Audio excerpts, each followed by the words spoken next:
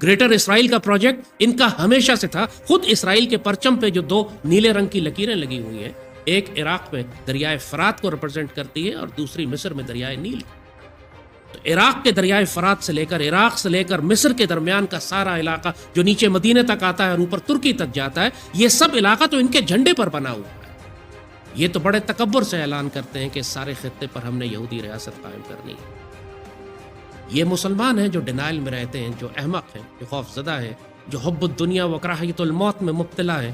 سمندر کی جھاگ جتنی تعداد ہونے کے باوجود ان 2 ٹکے کے مٹھی بھر یہودیوں سے خوف زدہ ہیں، ورنہ یہودیوں نے کوئی بات چھپا کر نہیں رکھی تھی. خاص طور پر جب پچھلے 1 سال غزہ میں جنگ شروع ہوئی تو یہ وہ پروجیکٹ تھا کہ جب انہوں نے فیصلہ کیا کہ اب اس جنگ کو ہم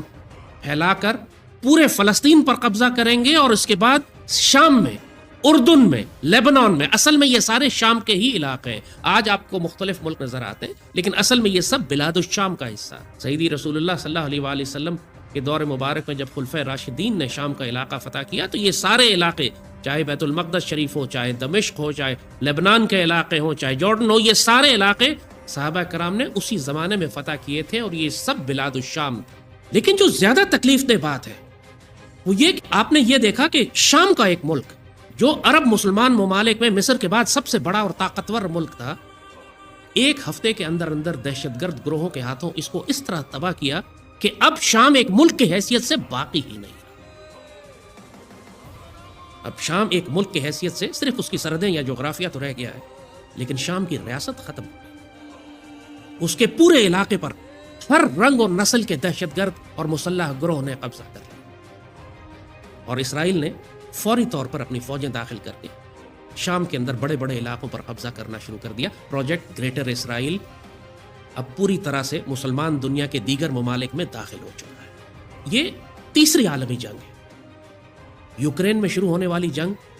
یورپ میں انہوں نے جو جنگ کروانی تھی، اس کا مقصد وہی تھا جو پہلی اور دوسری جنگ عظیم کا تھا، کہ پوری دنیا کو اور خاص طور پر یورپ کو ایک بڑی عالمی جنگ میں پھنسا کر تباہ و برباد کر دیا جائے. اب یہ یہودی اتنے کھل کر طاقتور ہو چکے ہیں کہ ان کو اب مغربی تہذیب کی ضرورت نہیں ہے، ان کو اب امریکہ کی ضرورت نہیں ہے. جب تک امریکہ میں سانس باقی ہے یہ اس کو نچوڑتے رہیں گے جیسے ابھی نچوڑ رہے ہیں. لیکن ان کے اپنے عقائد کے مطابق بھی، ان کے اپنی اسٹریٹجی اور پلاننگ کے مطابق بھی اب انہوں نے دنیا کا مرکز اسرائیل کو بنانا ہے، یورپ اور امریکہ کو قیادت نہیں دینی. ان کو استعمال تو کر رہے ہیں لیکن استعمال کر کے اب یہ اسی طرح تباہ کریں گے جیسے پہلی جنگ عظیم میں بھی انہوں نے یورپ کو تباہ کیا، دوسری جنگ عظیم میں بھی یورپ کو تباہ کیا، اور تیسری جنگ عظیم میں بھی یہ یورپ کو تباہ کریں گے اور پھیلیں گے یہ خود مسلمان دنیا میں جس کو یہ ایک ایک کر کے کھنڈر بناتے